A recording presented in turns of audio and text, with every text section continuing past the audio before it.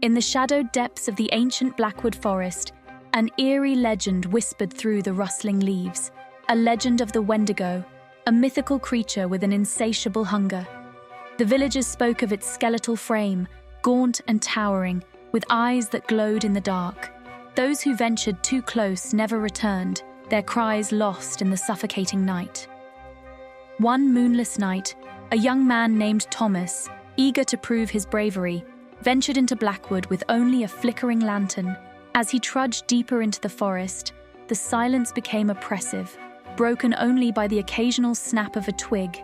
The air grew colder, and an unnatural stillness settled around him. Thomas pressed on, his lantern casting a feeble light on the twisted, gnarled trees. He stumbled upon a clearing, its center dominated by a decaying cabin. Drawn by curiosity, he approached, the door creaking open with a sinister groan. Inside, the air was thick with an unidentifiable stench. His lantern illuminated the walls, revealing crude drawings scratched into the wood, depictions of a monstrous figure stalking terrified humans. A chill ran down Thomas's spine as he realized these were warnings. He turned to leave, but the door slammed shut with a deafening thud. Panic set in as he struggled to reopen it, his breath coming in ragged gasps. From the darkness, a low growl reverberated, freezing him in place. The Wendigo emerged from the shadows, its hollow eyes locking onto Thomas. Its mouth stretched into a grotesque grin, revealing rows of jagged teeth. The creature's skeletal hand reached out, and Thomas was paralyzed by fear.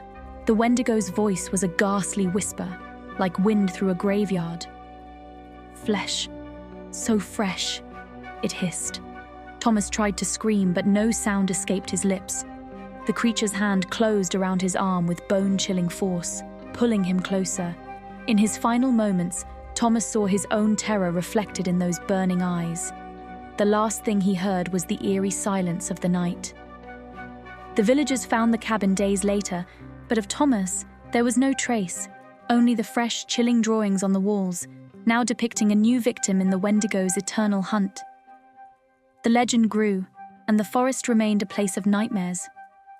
And on moonless nights, the Wendigo's whisper could still be heard, promising endless fear to those who strayed too close.